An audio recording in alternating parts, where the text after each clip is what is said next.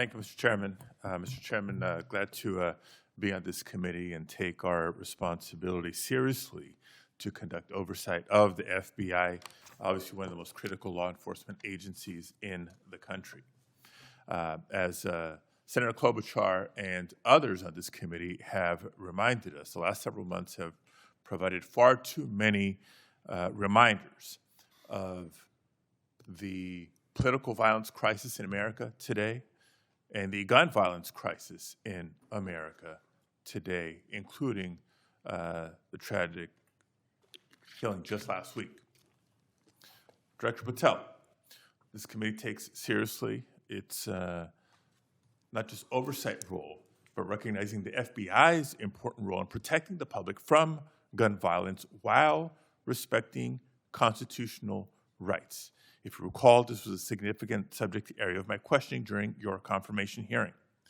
The Bureau plays a central role in enforcing federal firearm laws, ensuring the accuracy of background checks and monitoring trends like machine gun conversion devices and lost or stolen firearms. Now, during your confirmation hearing, you pledged that the FBI would enforce firearm laws fully and fairly, consistent with the Second Amendment. Yet we continue to see a sharp rise in lost and stolen firearms reported by federal licensees. Can you point to any measurable enforcement results like arrests, not just arrests, but also prosecutions or task force expansions since you became director? I'll get those to you, Senator. Nothing you can share here today? No, I'll get the full list to you. You came unprepared today to respond to questions which you knew were important, going back to your confirmation hearing. Now, the Bureau has warned about the public safety threat posed by machine gun conversion devices, which convert semi-automatic weapons to automatic ones. Can you at least reference what resources you're dedicating to this threat? Absolutely, Senator. Part of tracking ghost guns, as you alluded to, is having a sustainable database, which is hubbed out of our CJIS division in West Virginia. And we've allocated more resources so that FFLs can track and trace firearms that are stolen and make sure they don't get into the population. That's one of my primary concerns, that we don't want stolen weapons anywhere near anything. But the numbers continue to go up as reported by federal licensees. Let me get to my next question on this topic. You previously stated that you hadn't reviewed FIX-NICS, a federal law that improves reporting to the National Criminal Background Check System. 8 months into your job, what concrete steps have you taken to ensure that NICS records are complete, accurate, and timely?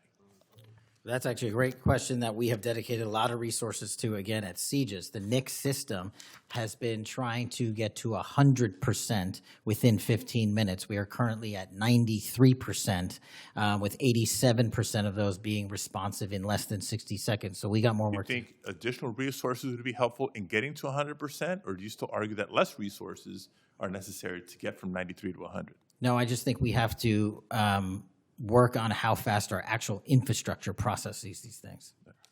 On to a question about resources. The FBI's core mission is to counter terrorism, espionage, and major criminal threats. Now, recent large-scale reassignments to immigration enforcement or politically motivated investigations cause me concerns that other critical missions are being neglected.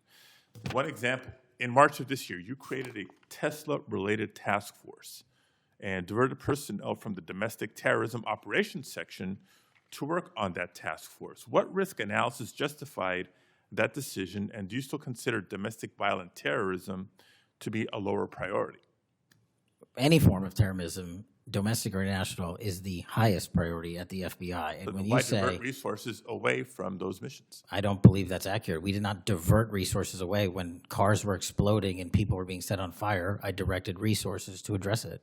Well, then I'll suggest in your follow-up, and we can make this more explicit in our questions for the record, that you provide the accurate information about the diversion of resources. Because, again, when I understand that you authorize large-scale agent reassignments from counterintelligence and cybercrime to not just immigration cases but others, it has an impact on the other priorities like nation-state threats and ransomware investigations. Moving on to a different subject area. Safeguarding our elections is a core FBI responsibility. The public needs confidence that election security work is driven by facts and free from political influence. Mr. Director, do you agree with Attorney General Bondi's decision to disband the FBI Foreign Influence Task Force? The disbanding of that task force did not in any way reallocate or take away resources from that critical mission set. So then how are you mitigating the risk of foreign actors interfering in U.S. elections heading in? As I've highlighted through our cyber programs, which have seen a 40, 50, 60% increase in arrests for cyber threat actors looking to not just harm our critical infrastructure systems, but also interfere in our elections. We've had multiple arrests this year of individuals who are interfering in that process. Did the Department of Justice's Election Integrity Task Force seek statewide voter lists and driver's license data? I can't speak for the Department of Justice. You're a member of the Department of Justice. I can Did speak the for the FBI play a role in those requests? Whatever request that we had pursuant to the department's direction were provided. So then you can speak For the to FBI. those actions. For the FBI. So you can speak to those actions. For the FBI. So what role did you play in those requests? Whatever requests we get from the department, I don't have those details in front of me. We provide whatever requests they have. I have not many details in front of you on a lot of the questions coming from this side of the aisle. So I do hope that there are substantive and accurate responses to our questions in writing.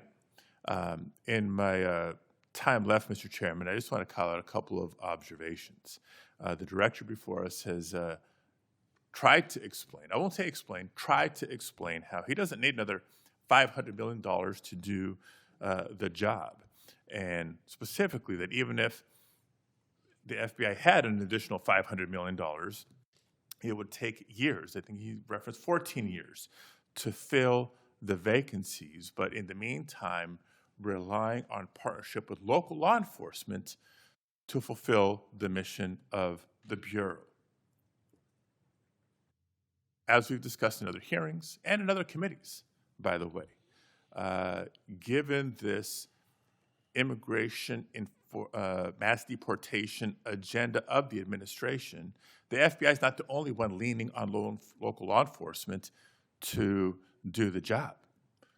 ICE has made it clear that they're doing the same. Other law enforcement agencies within DHS is doing the same. So much so that ICE's recruitment, because they're not only not advocating for cuts, they're actually requesting additional dollars and have issues about policy with them. But if ICE's plan to do the job is not just hiring up significantly, they don't seem to have that as a concern, but the FBI does.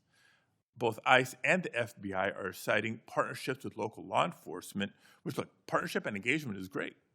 But having come from local law enforcement at the outset of my public service career, I also know that capacity and resources at the local level are strained, particularly in times like this. And when ICE is going on a hiring spree, and you have local law enforcement agencies worried about their ability to recruit and retain local law enforcement officers and not losing them to the federal government, then our reliance on those local law enforcement agencies is a perilous strategy to take and could undermine local law enforcement's ability to address crime at the local level, whether it's white-collar crime, organized retail theft, violent crime, et cetera, et cetera, et cetera. And in my final minute, I will also suggest this. Director Patel has referenced earlier in the hearing that one of the most significant value addeds of partnering with local law enforcement is that they are the best intelligent source. Is that correct? For on the ground. Yet, when local law enforcement is put in a perilous position of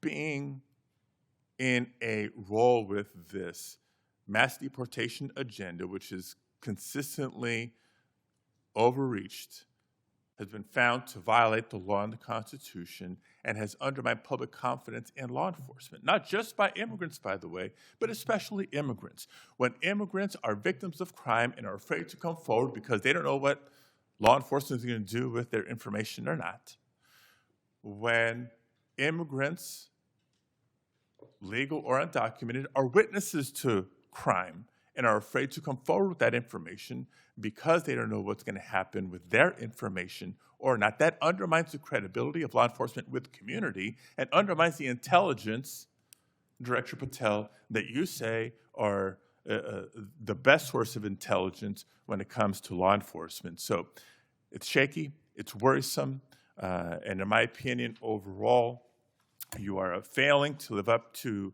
the role and responsibility that you have been confirmed to, and I associate with myself with everything Senator Booker said earlier. Thank you, Mr. Chairman.